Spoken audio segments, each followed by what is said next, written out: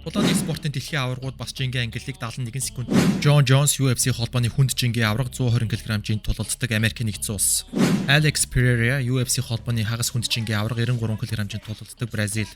Dricus du Plessis UFC холбооны дунд жингийн аварга 83.9 кг-ийн тулалддаг Өмнөд Африк. Belal Muhammad UFC холбооны хагас дунд жингийн буюу 77 кг-ийн тулалддаг Палестин гаралтай Америк нэгдсэн. Islam Makhachev UFC холбооны хөнгөн жингийн аварга 70 кг-ийн тулалддаг Оросын холбооны улс. Ilia Topuria UFC холбооны хагас хөнгөн жингийн аварга 66 кг-ийн тулалддаг гүрж гаралтай Германд төрсөн.